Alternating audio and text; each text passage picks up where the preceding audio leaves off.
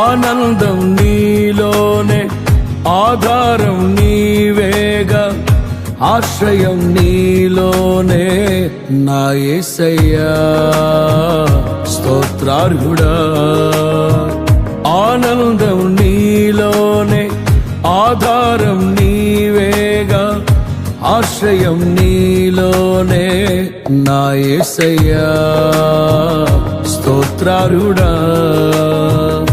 అర్హతే లేని నన్ను ప్రేమించినావు, జీవింతు ఇలలో నీ కోసమే సాక్షార్థమై. ఆనందం నీలోనే, ఆధారం నీవేగా, ఆశ్రయం నీలోనే నా యేసయ్యా స్తోత్రార్హుడా.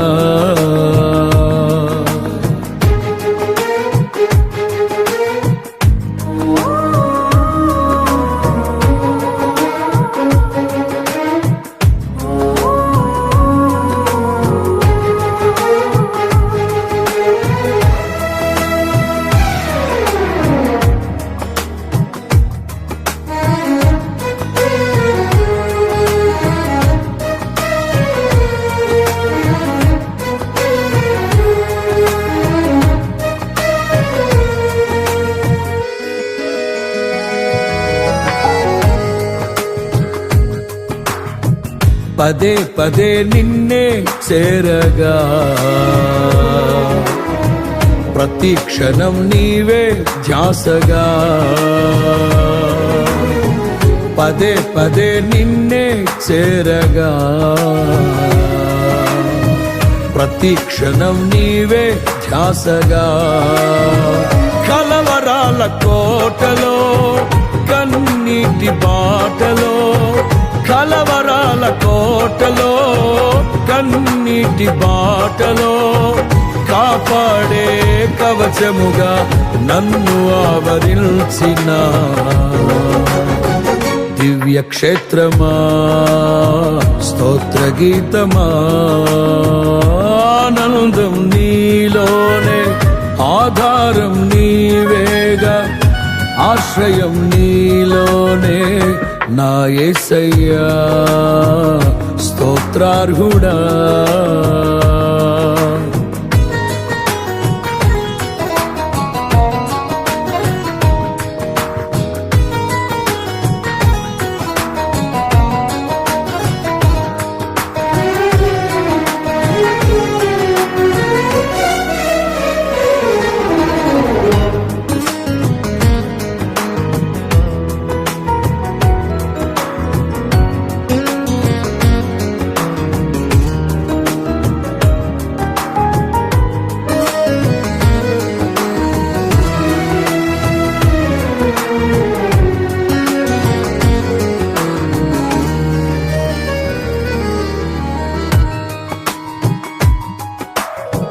నిరంతరం నీవే వెలుగని,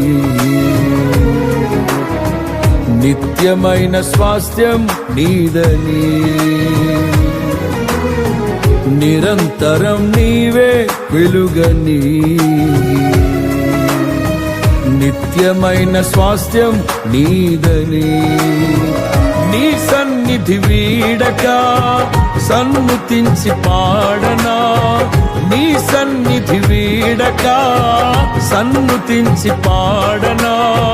నీ కొరకే ధ్వజమెత్తి నిన్ను ప్రకటించనా.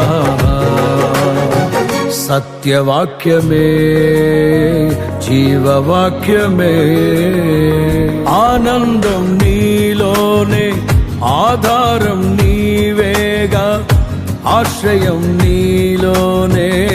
నా యేసయ్యా స్తోత్రార్హుడా.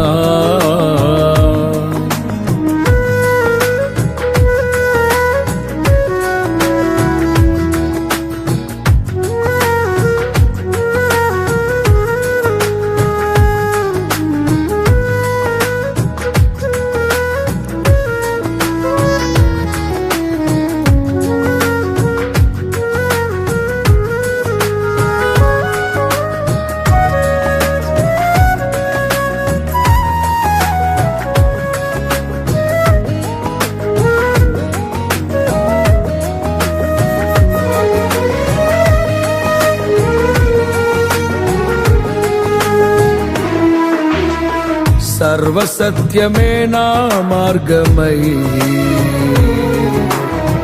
సంఘక్షేమమే నా ప్రాణమై. సర్వసత్యమే నా మార్గమై, సంఘక్షేమమే నా ప్రాణమై.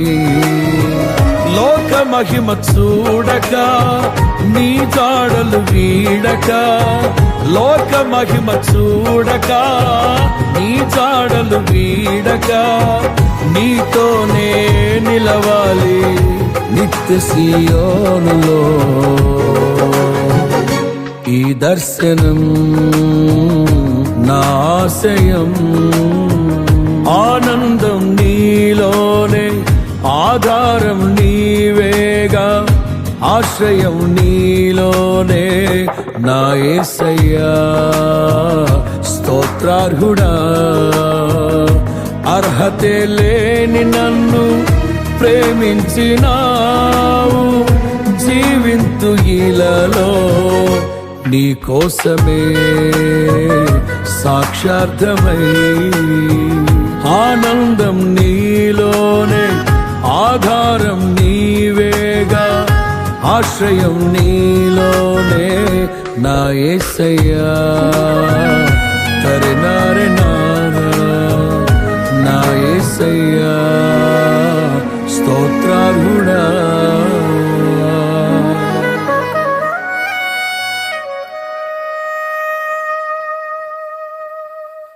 దేవాది దేవుడు వారం వెంబడి వారం మనల్ని కాపాడుతూ కృప చూపిస్తున్న విధానాన్ని బట్టి ప్రభుకి మనం ఎంతగానో స్తోత్రాలు వందనాలు చెల్లిస్తూ ఉన్నాం. అందరూ ఇంట్లో బాగున్నారా?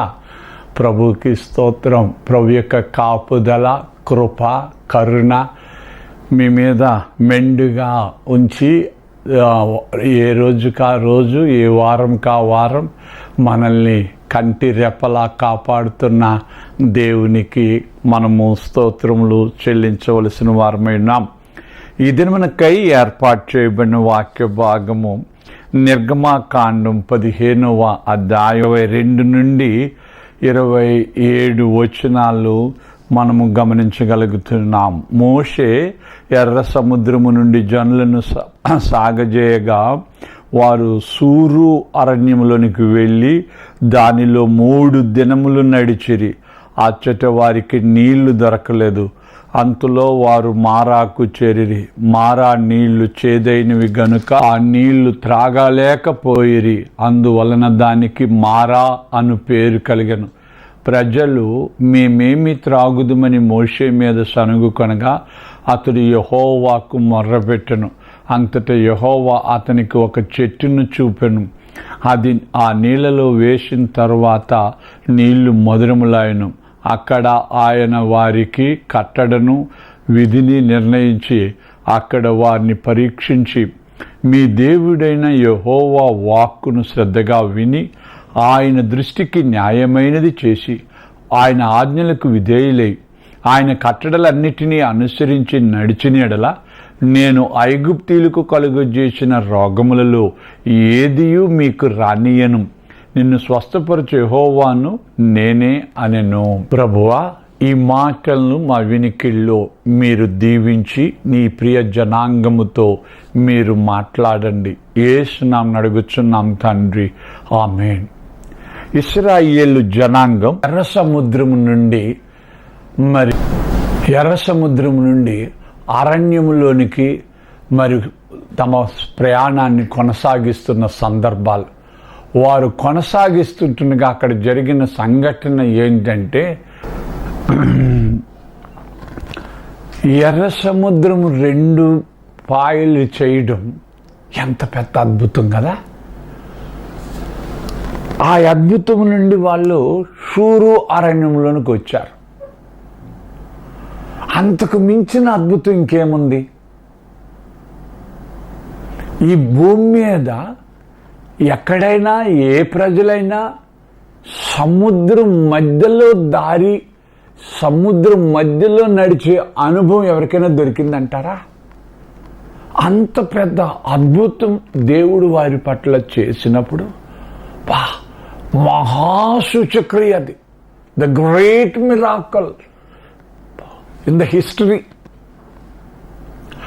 ఆ అద్భుతాన్ని చూసి రాగానే షూరు అరణ్యంలో మరి వాళ్ళు ఒక స్థలంలో దిగారు. అక్కడ నీళ్లు చేదుగా ఉన్నాయి. అంతలోనే వారు ఏం చేశారు? ఇక్కడ నీళ్లు చేదుగా ఉన్నాయి, మీ తాగుదమని మోసే మీద సనుక్కున్నారు. అంటే ఏంటి? అప్పుడే జరిగిన అద్భుతం. ఆ ఎర్ర సముద్రం గుండా వారు నడిచొచ్చిన అనుభవం అంత త్వరగా మర్చిపోయారే కదా. ఆ ఎర్ర సముద్రాన్ని 2 పాయలు చేసిన దేవుడు ఈ నీళ్లను కూడా మార్చడా? అంతలో నేను సనుక్కోవాలా? చూసారా? పాప మోషేకి ఏం చేయాలో తెలియలే. మళ్ళీ దేవుణ్ణి మర్రపెట్టాడు. మర్రపెట్టినప్పుడు ప్రభు ఒక చెట్టు చూపించాడు. ఆ చెట్టు కొమ్మ నరికి ఆ నీళ్ళలో వేయగా నీళ్ళ మధురంగా మారాయి. మన ప్రార్థనలో సనుక్కోవడం ఉండకూడదు. మన ప్రార్థనలో స్తుతి ఉండాలి. ఎప్పుడు కూడా మీరు అర్థం చేసుకోండి, ప్రార్థనలో నాకేం చేశావు, నాకేం చూసావు, నాకేం పెట్టావు, ఇదైనా చెయ్యు అని అంటారు కొంతమంది. తప్పు. ఫిలిప్పీ పత్రికలో ఈ విషయంలో కృతజ్ఞతాపూర్వకంగా మీ విన్నపములను దేవుడికి తెలియజేయడం అన్నాడు. కనుక సనుక్కోవడం కన్నా స్తుతి చెల్లించడంలో ఎంత ఆనందం ఉందో కదా. ప్రభువా, వీరు ఇలా చెప్పుండొచ్చు. ఏమని చెప్పుండొచ్చు అంటే, ప్రభువా, అంత పెద్ద సముద్రము నుండే, అంత పెద్ద సముద్రంలోనే మాకు త్రోవ ఏర్పాటు చేసి మమ్మల్ని ఐగుప్తీయుల బారి నుండి కాపాడావే, ఇప్పుడు ఈ చేదుగా ఉన్న ఈ నీళ్లను కూడా మధురంగా మార్చండి అని మనము ప్రార్థన చేసి ఉంటే వాళ్ళు దేవుడు ఎంత సంతోషించేవాడు కదా. మన ప్రార్థనలోనే మార్పు రావాలి ప్రియులారా. మన ప్రార్థనలోనే కృతజ్ఞత కనబడాలని దేవుడు ఆశపడుతున్నాడు. అప్పుడు ఇంతకుముందు చేసినవి మహత్కార్యాలు కావంటారా? మన కుటుంబాల్లో కానీ మన జీవితాల్లో కానీ పాపం దేవుడు చేసిన అవి అద్భుతాలు కావంటారా? అవంత త్వరగా మనం మర్చిపోవచ్చా? ఇంకా కొంతమంది ఇయ్యు అంటారు. సరే, ఇచ్చిన దానికి నువ్వేం చేస్తున్నావు అన్నది కూడా ప్రశ్న కదా. కనుక పాపం ఇశ్రాయేలీయులు సనుక్కోవడం మొదలుపెట్టారు. అయినా మోషే ప్రార్థన చేయగా దేవుడు బయలుపరచడం మనము చూడగలుగుతున్నాం. ప్రియులారా, ఈ లేఖన భాగంలో కొన్ని విషయాలు మనము గమనించవలసిన వారమై ఉన్నాము. మొట్టమొదటిగా లేఖనంలో మరి ఆ యొక్క స్థలాన్ని గురించి మనం చూస్తే నిజంగా యెహెజ్కేలు గ్రంథం 36వ అధ్యాయంలో 34వ వచనంలో మనము చూస్తున్నాం. యెహెజ్కేలు గ్రంథం 36వ అధ్యాయం 34వ వచనంలో పాపం మార్గస్థుల దృష్టికి పాడుగాను నిర్జనముగాను అగుబడిన భూమి సేద్యము చేయబడి, పాడైన భూమి ఏదేను వలము వలె ఆయనని పాడుగాను నిర్జనముగానున్న ఈ పట్టణములు నివాసములతో నిండి ప్రాకారములు గలవాళ్ళని జనులు చెప్పుదురు. అప్పుడు యెహోవానైన నేను పాడైపోయిన స్థలములను కట్టువాడననియు పాడైపోయిన స్థలములలో చెట్లను నాటివాడననియు మీ చుట్టూ శేషించిన అన్యజనులు తెలుసుకొందురు. కనుక ఇక్కడ వాక్యంలో మనం అర్థం చేసుకోవాలి, ఎప్పుడైతే నీళ్లు చేదయ్యాయో జనాలు అక్కడ పశువులు మృగాలు అటుపక్క వెళ్ళడం మానుకున్నాయి. ఎందుకంటే నీళ్లు చేదుగున్నాయి. చేదుగుండడం మాత్రం కాదు, ఒకేలా ప్రాణాపాయకరమైన ప్రాణాంతకమైన ఆ నీళ్ళేమో తాగి చచ్చిపోతుండ్రేమో. అందులో ఒకవేళ చేపలు కూడా మరి అందులోకి వెళ్ళవేమో, ఎందుకంటే ఆ నీళ్ళలోనికి వెళ్తే చేపలు కూడా చచ్చిపోతాయేమో. అంచేత ఒకవేళ అది మృత సముద్రం లాంటిదేమో. అంచేత ఆ నీళ్లు చేదుగా ఉండడం వల్ల అక్కడ జనాలు రావటంలే, అక్కడ మృగాలు రావటంలే, అందులోనికి చేపలు కూడా రావటం లేదేమో. అలాంటి పాడైపోయిన అటువంటి నిర్జనమైన ఏమండి మరి మార్గస్థులే వెళ్ళలేని, అక్కడ మార్గమే లేని ఆ స్థలమును దేవుడు ఇశ్రాయేలు జనాంగం పాదాలు పెట్టారు, దర్శించారు, సంధించారు. ప్రభు ఎంత గొప్పవాడు కదా, ప్రభు కృప ఎంత గొప్పది కదా. పాడైపోయిన వాటిని దర్శించడం, ఎవరూ వెళ్ళని ఆ స్థలాన్ని. నేను అందుకే ప్రియులారా చాలాసార్లు దేవుడి పట్ల నాకెంతగానో కృతజ్ఞత. ఎందుకంటే ఎవరూ మమ్మల్ని అనుకోకపోతే, ఎవరూ మన గురించి అనుకోకపోతే, మన గురించి అనుకొని మనల్ని దర్శిస్తాడు. అది దేవుళ్ళో ఉండే గొప్పతనం. ఎంత ప్రేమో కదా, మన మీద ఎంత కరుణ ప్రభుకి. ఎవరు అనుకోని ఆ మార్గమును ఇశ్రాయేలీయులు తీసుకెళ్ళాడు దేవుడు. ఆ మార్గమును తీసుకెళ్ళినప్పుడు ఆ స్థలాన్ని లేదా ఆ నీళ్లను మధురంగా మార్చాడు. ఇక చెప్పాలా, ఇశ్రాయేలీయులే ఆ నీళ్లు తాగారంటే ఇంకా అన్ని జంతువులు మృగాలు అక్కడికి వచ్చి ఆ నీళ్లు తాగుతాయి. ఇంకా అన్ని చేపలు ఆ యొక్క నీటిలోనికి వస్తాయి. దాని పరిస్థితే మారిపోయింది. ఏదేను తోటవలే దాని స్థితిని మార్చేస్తున్నాడు దేవుడు. వండర్ఫుల్ కదా. ఇది ప్రభువులో ఉండే గొప్పతనం ప్రియులారా. ఎవరు అనుకోని స్థలాన్ని, ఎవరు అనుకోని వ్యక్తులను దేవుడు దర్శించడం మనం చూడగలుగుతున్నాం. కనుక వాక్యం వింటున్న సహోదరి సహోదరుడా, నీ గురించి ఎవరు అనుకోకపోతే, ప్రైజ్ ద లార్డ్, నా గురించి అనుకునే వాళ్ళే లేరే గారు, నా గురించి తలంచేవారే లేరే గారు. వండర్ఫుల్. మీకు ఒక విషయం చెప్తాను ప్రియులారా. ఈ ఫిలిప్పీ పత్రికలో ఒక మాట రాస్తున్నాడు చూడండి. ఫిలిప్పీ పత్రికలో నాకు ఆ మాట మరలా చదవాలనిపిస్తుంది.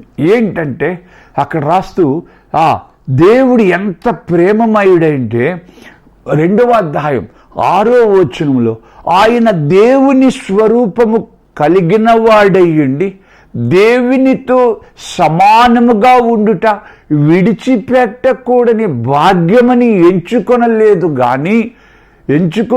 కానీ మనుష్యుల పోలికగా పుట్టి. వండర్ఫుల్. ఇప్పుడు నా వేదన ఏంటంటే ఇక్కడ ఎంత స్పష్టంగా రాస్తున్నాడు చూడు.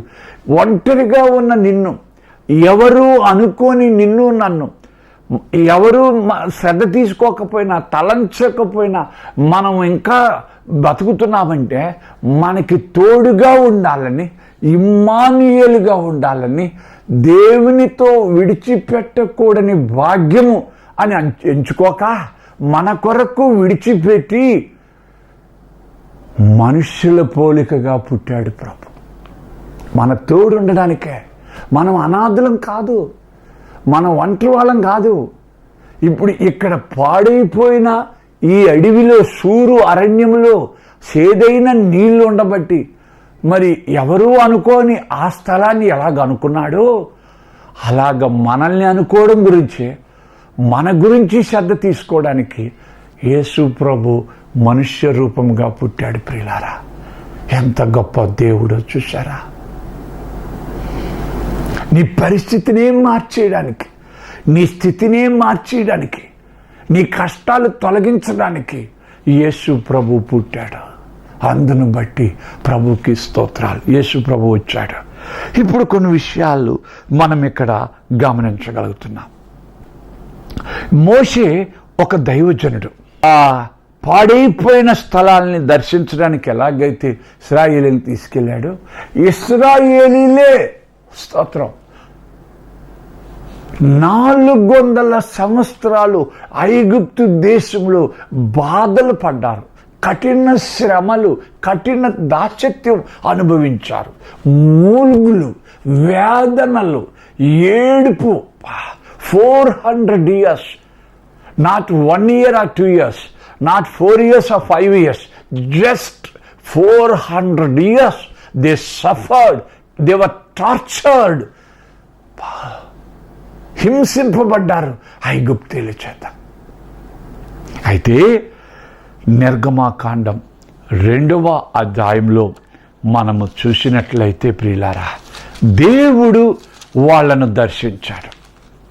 2వ అధ్యాయం 24-25 వచనాలు. కాగా దేవుడు వారి మూలుగుని విని అబ్రహాము, ఇస్సాకు, యాకోబులతో తాను చేసిన నిబంధనను జ్ఞాపకము చేసుకొనెను.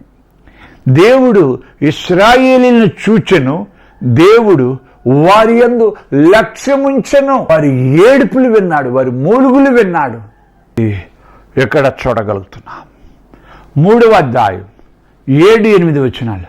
మరియు యెహోవా ఇట్లనెను, నేను ఐగుప్తులోనున్న నా ప్రజల బాధను నిశ్చయముగా చూచి తిని, పనుల్లో తమను కష్టపెట్టి వారిని బట్టి వారు పెట్టిన మొరను వింటిని, వారి దుఃఖములు నాకు తెలిసే ఉన్నవి. ఇశ్రాయేలీల యొక్క బాధలు, కష్టాలు, మూల్గులు, దుఃఖములు ఎరిగాడే. వాక్యం వింటున్న సహోదరి, సహోదరుడా, నువ్వు ఏ విషయంలో దుఃఖపడుతున్నావో దేవుడికి తెలియదంటారా? నువ్వు ఏ విషయంలో కష్టపడుతున్నావో తెలియదంటారా? చెప్పండి. ఎంత గొప్ప దేవుడు కదా ఆయన, కృపగలిగిన దేవుడు కదా. నీ దుఃఖం చూస్తున్నాడమ్మా, నీ కష్టం చూస్తున్నాడు ఆయన. మరలా ప్రభు చెప్తున్నాడు. పాపం ప్రకటన గ్రంథంలో 7 సంఘాలకి ఉత్తరాలు రాశాడు. చూడండి, మరలా అంటున్న మాట ఏంటంటే, ప్రకటన గ్రంథంలో 7 సంఘాలకి ఉత్తరం రాస్తూ అంటున్న మాట పాపము మనము చూడగలుగుతున్నాం. మొట్టమొదటిగా ఏమండి, ఎఫెసీ సంఘానికి 2వ అధ్యాయంలో అంటున్నాడు, 2వ వచనంలో, నీ క్రియలను, నీ కష్టమును, నీ సహనమును నేను ఎరుగుదును. మనం చూస్తే ప్రభువుకి స్తోత్రం. 2వదిగా 19వ వచనంలో తుయతైర సంఘానికి రాస్తూ అంటున్న మాట, నీ క్రియలను, నీ ప్రేమను, నీ విశ్వాసమును, నీ పరిచర్యను, నీ సహనమును నేను ఎరుగుదును. 3వ అధ్యాయంలో సార్ది సంఘానికి 2వ వచనంలో, నీ క్రియలను నా దేవుని ఎదుట సంపూర్ణంగా నాకు కనబడలే. మీదనంటున్నాడు, నీ క్రియలను నేను ఎరుగుదును. సో నీ ప్రయాస, నీ ప్రేమ, నీ పరిచర్య, నీ వేదన, నీ దుఃఖము ఎరిగిన దేవుడు ఆయన. ఇశ్రాయేలీలకి చేదు నీళ్ళిచ్చి చంపేయాలనుకుంటాడా దేవుడు? పాలు తెనులు ప్రవహించే దేశానికి తీసుకెళ్తానని ప్రయాణం చేయించిన దేవుడు ఈ నీళ్లు తాగనిస్తాడంటారా? చెప్పండి. ఏదో తను చేస్తాడు కదా. నువ్వేం భయపడబాక, దేని గురించి చింతించబడబాక, దేని గురించి నువ్వు విచారించబాకమ్మా. ఆయన నిన్ను నడిపించేవాడు. నీ ముందుండే ఆ మారాను మాధుర్యంగా, పరిస్థితులు మారాగా చేదుగా ఉన్న మధురంగా మార్చబోతున్నాడు ఆయన. నీటిని ద్రాక్షారసంగా మార్చిన దేవుడు నీ పరిస్థితులను కూడా సహోదరి సహోదరుడా మారుస్తాడు ఆయన. అందుని బట్టి నువ్వు దిగులు పడక్కర్లే, అందుని బట్టి నువ్వు చింతించక్కర్లే. ముందుకి సాగిపోదాం ప్రియులారా.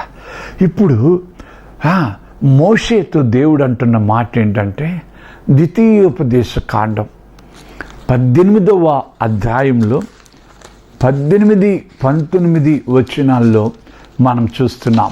18వ అధ్యాయం 18-19 వచనాల్లో, వారి సహోదరులలో నుండి నీ వంటి ప్రవక్తను వారి కొరకు పుట్టించదను, అతని నోట నా మాటలు ఉంచుదును, నేను అతనికి ఆజ్ఞాపించినది యావత్తు అతడు వారితో చెప్పును, అతడు నా నామమున చెప్పు నా మాటలు వినని వానిని దాన్ని గూర్చి విచారణ చేసేదను.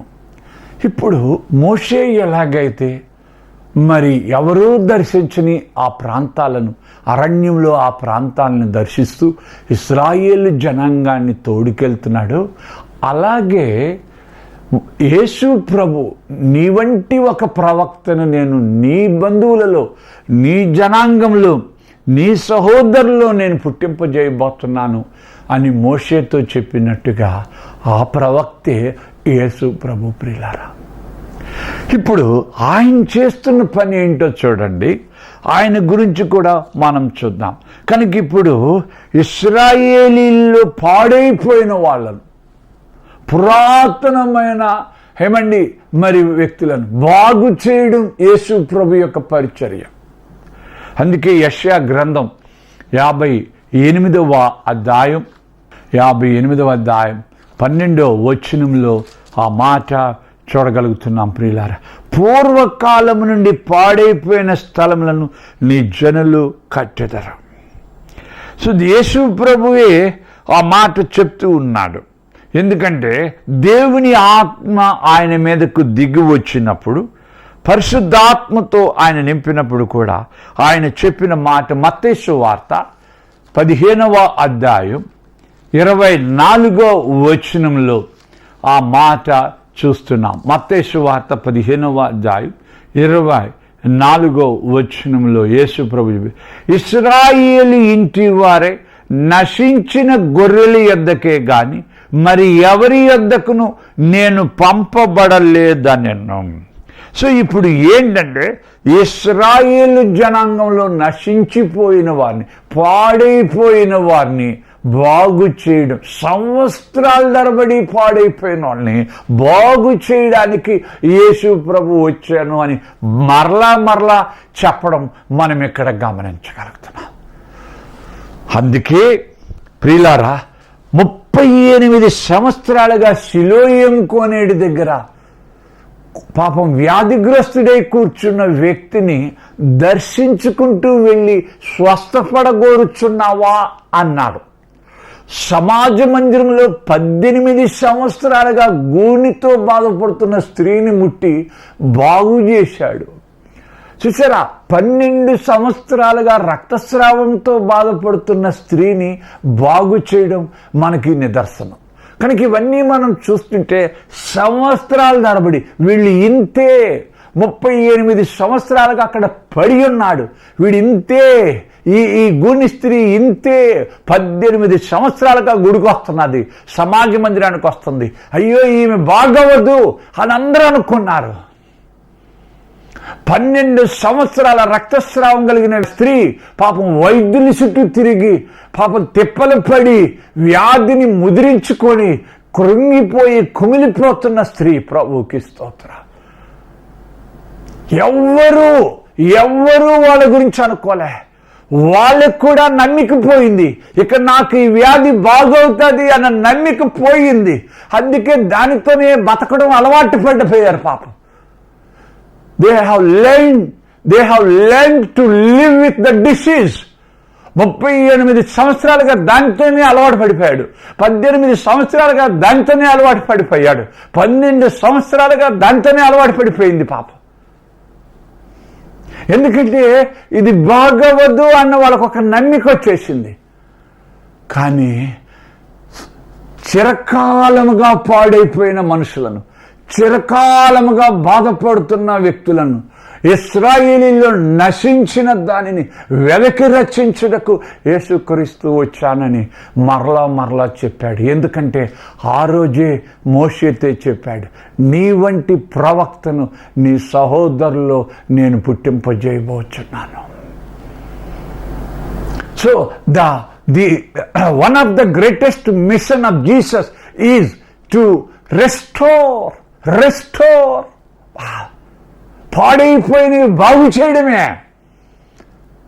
Restore the old once, the rotten once. ఏమండి, పాడైపోయినవి, చిరకాలంగా పడిపోయినవి, రోగాలతో పడిపోయిన వాళ్ళవి, దయ్యాలతో పడిపోయిన వాళ్ళు, పాపం వ్యాధులతో పడిపోయిన వాళ్ళని చిరకాలంగా they lived and lied in the diseases. Jesus visited them. Yesu వాళ్ళని దర్శించాడు, వాళ్ళని లేపాడు.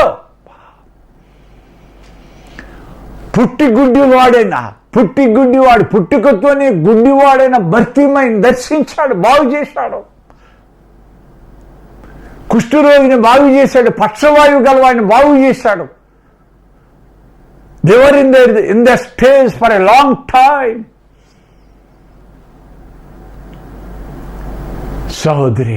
సహోదరులారా, కనుక అది యేసు ప్రభు mission. That is the mission of Jesus. That is the holy service of Jesus. ఎర్ర సముద్రం నుండి అరణ్యములోనికి మరి తమ ప్రయాణాన్ని కొనసాగిస్తున్న సందర్భాలు, వారు కొనసాగిస్తుండగా అక్కడ జరిగిన సంఘటన ఏంటంటే, అయితే పాపం ఇశ్రాయేలీలకే పరిమితం అయిపోయిందే. యేసు ప్రభు చేస్తున్న ఆ పరిచర్య, పాడైపోయినాన్ని బాగు చేయడం, సంవత్సరాల బడి వ్యాధిగ్రస్తుల్ని బాగు చేయడం, చిరకాల వ్యాధులతో బాధపడుతున్న వాళ్ళు బాగు చేయడం ఇశ్రాయేలీలకే పరిమితం అయిపోయింది అన్నప్పుడు లేఖన భాగంలో చూడగలుగుతున్నాం. ఏంటంటే వాళ్ళు మేలు పొందారు, మారతారేమో అని దేవుడు చూశాడు. పాపం యెహెజ్కేలు గ్రంథం 36వ అధ్యాయంలో, యెహెజ్కేలు గ్రంథం 36వ అధ్యాయం 31వ వచనంలో, అప్పుడు మీరు మీ దుష్ప్రవర్తనను, మీరు చేసిన దుష్క్రియలను మనస్సునకు తెచ్చుకుని, మీ దోషములను బట్టి, హేయక్రియలను బట్టి మిమ్మల్ని మీరు అసహించుకుందరు. దేవుడు అంటున్నాడు, ఎప్పుడైతే పాడైపోయిన వాళ్ళు బాగుపడాలంటే ఫస్ట్ పశ్చాత్తాపడాలి. The first and foremost important thing is repent. కనుక ఒక్క మాట పశ్చాత్తాపడగలిగితే, why you have left us in this situation. దేవా, యేసు, ఎలాగైతే 400 సంవత్సరాలు ఇశ్రాయేలీలు పడినప్పుడు మూలిగారు, ప్రార్థించారు, అంగలార్చారు. God heard their cries. వారి ప్రార్థనలు, వారి అరుపులు, వారి మూలుగులు దేవుడు విన్నాడు. అలాగా నువ్వు గాని పశ్చాత్తాపడి, నువ్వు గాని మారు మనస్సు పొంది, ప్రభా, నేనా, నా పూర్వీకులా, మేము చేసిన తప్పులు క్షమించవా, ఈ స్థితి నుండి నన్ను విడిపించవా అని నువ్వు ప్రార్థన చేయగలిగితే, ఒక విషయం మీరు అర్థం చేసుకోండి. గలతీలకు రాసిన పత్రికలో పౌలు భక్తుడు అంటున్న మాట మనం గమనించగలుగుతున్నాం ఈ పరిస్థితుల్లో. గలతీలకు రాసిన పత్రిక 3వ అధ్యాయంలో పౌలు అంటున్న మాట మనం చూసినట్లయితే ప్రియులారా, ఆత్మను గూర్చిన 13-14 వచనాల్లో ఆత్మను గూర్చిన వాగ్దానము విశ్వాసము వలన మనకు లభించినట్లు అబ్రహాము పొందిన ఆశీర్వచనము క్రీస్తు యేసు ద్వారా అన్యజనులకు కలుగుటకై క్రీస్తు మన కోసం శాపమై మనలను ధర్మశాస్త్రం యొక్క శాపము నుండి విమోచించెను. కనుక పూర్వీకులు చేసిన తప్పులవుగాక, మీరు చేసిన తప్పులవుగాక, సంవత్సరాల తరబడి చిరకాల వ్యాధులతో, చిరకాల సమస్యలతో ఒకవేళ నువ్వు బాధపడుతున్నావా, నువ్వు అలవాటు పడిపోయావా, ఆ వ్యాధితో అలవాటు పడిపోయావా, అలాంటి వ్యక్తితో నువ్వు అలవాటు పడిపోయావా, వండర్ఫుల్. ఇప్పటికైనా నీ శాపాన్ని కొట్టి నిన్ను ఆశీర్వదించగలడు యేసు ప్రభు. అందుకోసమే మనందరి శాపాల్ని తొలగించి మనల్ని ఆశీర్వదించడానికి ఆయన మ్రాను మీద శాపగ్రస్తుడై వ్రేల. ఎంత గొప్ప దేవుడు, ఎంత కరుణామయుడు అన్నది మనం ఇక్కడ చూడగలుగుతున్నాం. అందును బట్టి దేవుడికి స్తోత్రాలు. అందుకే దేవుడు ఇంకా అంటున్నాడు, యెహెజ్కేలు గ్రంథం 36వ అధ్యాయంలో 25వ వచనంలో అంటున్నాడు, మీ అపవిత్రత యావత్తు పోవునట్లు నేను మీ మీద శుద్ధ జలము చల్లుదును. ప్రభు అంటున్నాడు, మీ అపవిత్రత యావత్తు పోవునట్లు మీ మీద శుద్ధ జలము చల్లుదును. Jesus, thank you. ఏంటంటే మనందరి దోషములను భరించి, మనందరి పాపములను మోసుకొని, మన కోసం పాపి అయి శిలువ మీద రక్తం చిందించాడు. ఆ పరిశుద్ధమైన, ఆ అమూల్యమైన ఆ రక్తం మన మీద పడడం వల్ల, మన మనస్సాక్షిని శుద్ధి చేయడం వల్ల మనం శుద్ధీకరింపబడ్డాం. మన అపవిత్రత పోయింది, మన పాపం పోయింది. మనల్ని పరిశుద్ధులుగా చేయడానికి ఆయన పాపిగా శిలువ మీద వేలాడాడు. దేవుడు అంటున్నాడు, మీ అపవిత్రత యావత్తు పోవడానికి శుద్ధ జలము మీ మీద జల్లుదును. యేసు రక్తం కన్నా శుద్ధ జలం ఇంకోటి లేదు ప్రియులారా. కారణం ఏంటంటే, ఏ పాపము ఎరుగని వాడు, ఏ పాపము చెయ్యని వాడు, నిర్దోషి అయిన వాడు, నిష్కళంకమైన వాడు మన కొరకై దోషిగా నిలబడ్డాడు, పాపిగా శిక్షింపబడ్డాడు. అది మనం ఇక్కడ గమనించగలుగుతున్నాం. కనుక దేవుడు అంటున్నాడు, నీ అపవిత్రతను నేను కడిగేస్తే, నువ్వు గాని మారు మనస్సు పొందితే, అది ఎన్ని సంవత్సరాల వ్యాధి అవుగాక, అది ఎన్ని సంవత్సరాల సమస్య అవుగాక, పాడైన స్థలములను బాగు చేయడమే యేసుక్రీస్తు యొక్క పని. రెస్టోరింగ్ రండి.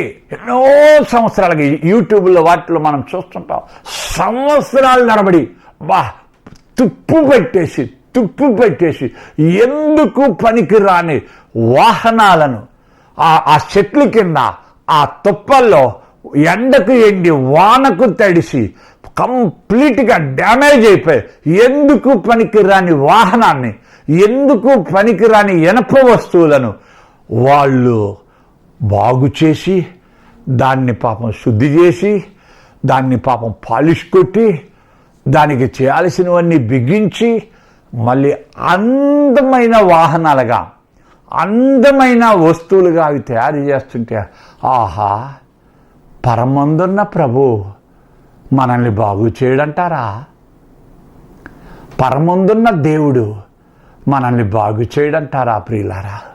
అందుచేత ఈ లేఖన భాగంలో మనం చూసినట్లయితే, దేవుని వాక్యంలో పాడైన స్థలములను బాగు చేయడం. ఇంకా ముందుకి సాగిపోదాం. అయితే రోమీయుల పత్రికలో పౌలు అంటున్నాడు, వాళ్ళు మారు మనస్సు పొందండి దేవుడు చెప్పిన, శుద్ధ జలములతో నేను మిమ్మల్ని కడుగుతానని దేవుడిచ్చిన రక్షణ ప్రణాళికను, దేవుడి ఆఫర్ని, గాడ్స్ ఆఫర్ని వాళ్ళు తృణీకరించారు. Rejected the offer and God's salvific offer. Salvation యొక్క ప్రణాళికను, రక్షణ ప్రణాళికను వాళ్ళు తృణీకరించారు పాపం. అక్కడ లేఖనంలో చూడగలుగుతున్నాం. అందుకే రోమిలకు రాసిన పత్రిక 10వ అధ్యాయం 17వ వచనంలో మనం చూస్తే ప్రియులారా, రోమిలకు రాసిన పత్రిక 10వ అధ్యాయం 17వ వచనంలో అంటున్నాడు, కాగా వినుట వలన మీరు క్రీస్తుని గూర్చిన గొప్ప మాట వలన కలుగును. అయితే కిందన అంటున్నాడు, నన్ను వెదకని వారికి నేను దొరికి తిని, నన్ను విచారింపని వారికి ప్రత్యక్షమవుతుంది. ఎందుకంటే ఆ మాటలు వాళ్ళు వినలే. 16వ వచనంలో అంటున్నాడు, అందుకు సువార్తకు లోబడలే. ప్రభువా, మేము తెలియజేసిన సమాచారము ఎవడు నమ్మెనో? ఇశ్రాయేలీల మధ్య ప్రవక్తగా ఉన్న యెషయా పాపం దేవుడి యొక్క మాటలు చెప్తుంటే వాళ్ళు నమ్మలే. అందుకు దేవుడు యెషయా అంటున్నాడు, దేవా, మేము చెప్పిన మాట ఎవరు నమ్ముతున్నారు? ఎవరూ నమ్మటంలే, ఎవరూ లోపట్టంలే. అప్పుడు దేవుడు అక్కడ రాయబడిన మాట ఏంటంటే, తన్ను వెదకని వారికి ఆయన దొరికాడు, తన్ను విచారింపని వారికి ఆయన ప్రత్యక్షమయ్యాడు. అందువల్ల ఇప్పుడు రక్షణ మనకొచ్చింది. ఆ రెస్టోరేషన్ వర్క్ మనకు దొరికింది, ఆ భాగ్యం మనకి దొరికింది, వాళ్ళ తిరుగుబాటు వల్ల మనకు దొరికింది. అందుకే ఆ రోమిలకు రాసిన పత్రికలో ఆ మాట చూస్తున్నాం. దేవుని జనాంగమా, దేవుడు 11వ అధ్యాయం, పౌలు 11వ అధ్యాయంలో రోమిలకు రాసిన పత్రిక 12వ వచనంలో అంటున్నాడు, వారికి రోషం పుట్టించుటకాయ వారి తొట్టుపాటు లోకమునకు ఐశ్వర్యమైన అన్ని జనులకు రక్షణ కలిగను, వారి క్షీణ దశ అన్ని జనులకు ఐశ్వర్యమైనడు. స్తోత్రాలు. ఇప్పుడు ఐశ్వర్యం మనది, రక్షణ మనది. Praise the lord. వాళ్ళ దగ్గరికి వెళ్ళాడు, వాళ్ళు వద్దన్నారు. ఇప్పుడు మన దగ్గరికి వచ్చింది ఆఫర్ మనకొచ్చింది. మనం భాగ్యవంతులం, మనం ఆశీర్వదింపబడిన వాళ్ళం. సహోదరి, సోదరుడా, త్వరగా మనం ఏం చేయాలంటే, త్వరగా మీ ఇంట్లో చిరకాల వ్యాధులతో బాధపడుతున్నవారు, మీ కుటుంబంలో చిరకాలంగా రక్షణ లేక, మారు మనస్సు లేక, అలవాట్లకి బానిస అయిపోయిన వారు, వండర్ఫుల్, వాళ్ళందరినీ యేసయ్య మార్చబోతున్నాడు, వాళ్ళందరినీ యేసయ్య స్వస్థపరచబోతున్నాడు, వాళ్ళందరినీ యేసయ్య బాగు చేయబోతున్నాడు. వాళ్ళతో నువ్వు అలవాటు పడిపోయావు, తాగుబోతాలతో అలవాటు పడిపోయావు, రోగగ్రస్తులతో అలవాటు పడిపోయావు, వ్యాధిగ్రస్తులతో అలవాటు పడిపోయావు, కోపిష్టులతో అలవాటు పడిపోయావు. వండర్ఫుల్. అలవాట్లకు బానిస అయిపోయిన వాళ్ళతో అలవాటు పడిపోయావు. కానీ ప్రభు అంటున్నాడు, అక్కడ 38 సంవత్సరాలు బాగు చేసిన, 18 సంవత్సరాలు బాగు చేసిన, 12 సంవత్సరాలుగా బాధపడుతున్నాడు బాగు చేసిన, ఇప్పుడు మీ ఇంట్లో ఎన్ని సంవత్సరాలైనా, మీ కుటుంబాల్లో ఎన్ని సంవత్సరాల్లో అయినా పాడైపోయిన వాళ్ళని బాగు చేయడానికి నేను ఈరోజు వచ్చిన. Restoration, the mission of restoration, the act of restoration I will begin in your family, in your life, in your family, in your church. ఎంతమందిని బాగు చేయాలో ఆయా వ్యాధులతో బాధపడుతున్న వాళ్ళందరూ యేసు ప్రభు దగ్గరికి వచ్చినప్పుడు వాళ్ళందరి మీద కరుణ చూపి వాళ్ళందరినీ బాగు చేశాడు. మిమ్మల్ని బాగు చేస్తాడు. నమ్ము, విశ్వసించు. నువ్వు నమ్మకపోవడము అంటే ఏంటి అర్థం అంటే, ఆ ఇశ్రాయేలీలాగా నువ్వు కూడా తృణీకరిస్తున్నావని అర్థం. యాక్సెప్ట్, అంగీకరించు. అయితే మనం చేయాల్సింది ఏంటంటే, ప్రభువా నన్ను క్షమించు. వాళ్ళని అడిగేదేడే, మీరు మారు మనసు పొందండి అన్నాడు. మిమ్మల్ని శుద్ధ జలములతో కడుగుతానన్నాడు. నన్ను కడగవా అని మనం ప్రార్థన చేయగలిగితే వాళ్ళు తగే.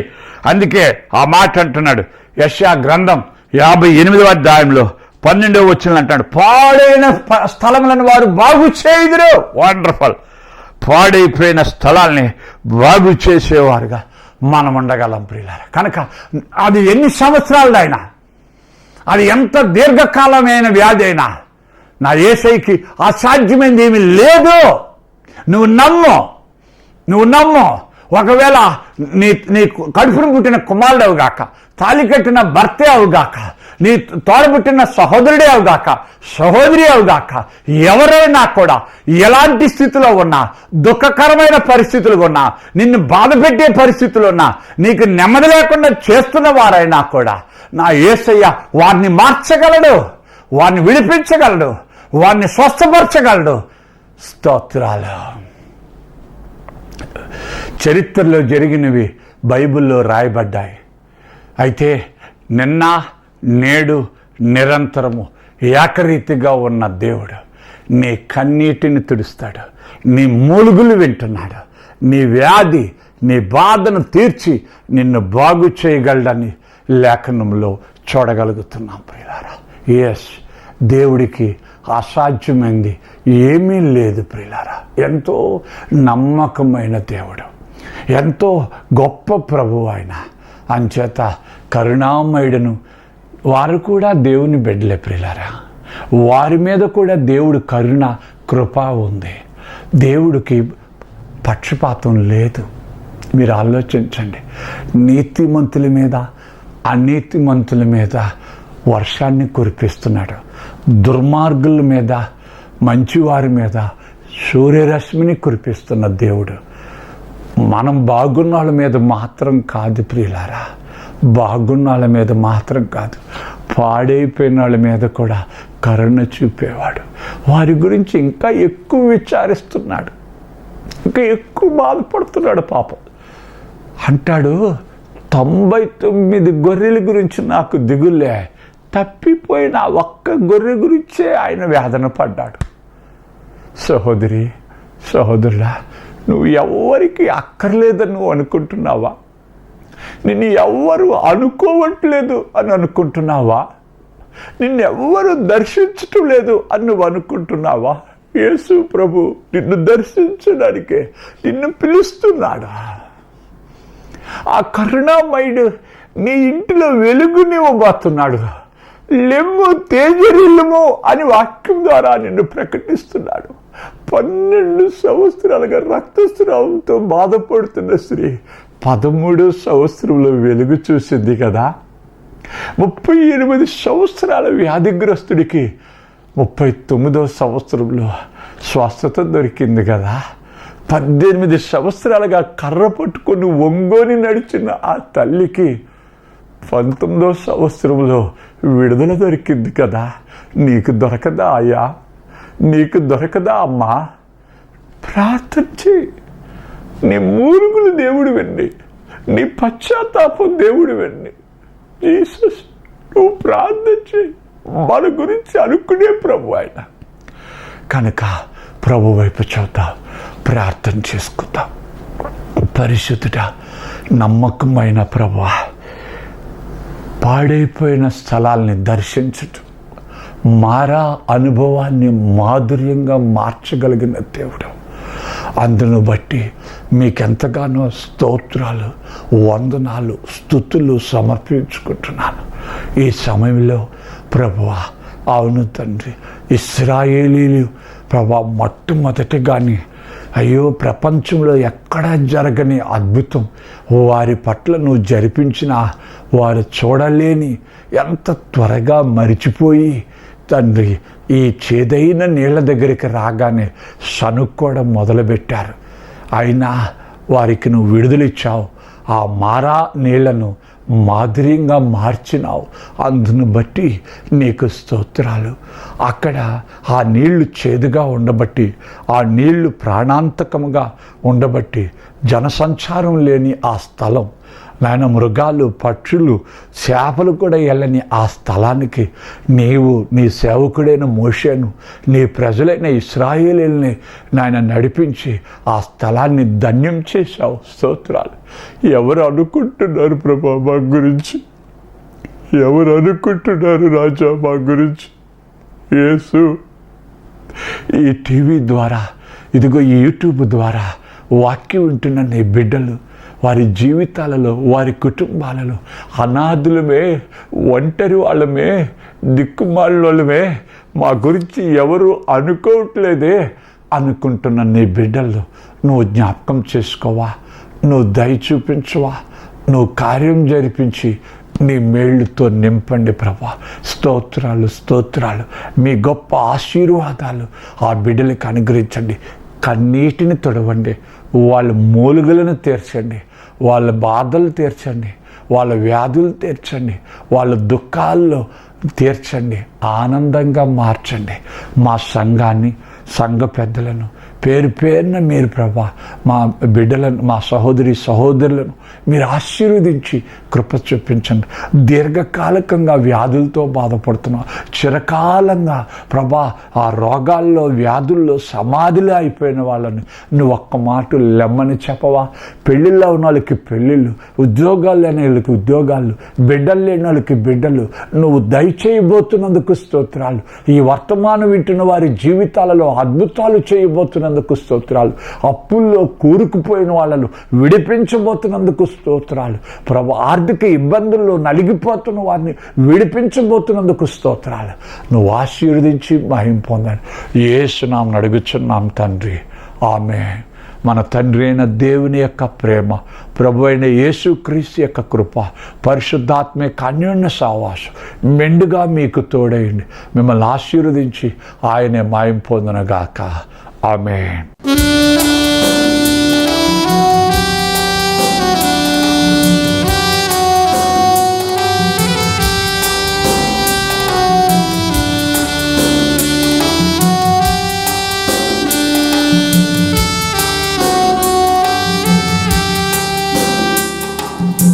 ఆశీర్వాదం మీద వర్షింపజేయుమిషా, ఆశతో నమ్మి ఉన్నాము నీ సత్య వాగ్దానము. ఇల్మాహి మీద కృమ్మారించుము దేవా, క్రమ్మార ప్రేమ వర్షముల్ కృమ్మారించుము దేవా. ఈనాడే వర్షింపు మీషా, నీ నిండు దీవెనలా, నీ నామమందున చేరి సన్నుతి ప్రార్థింతుము.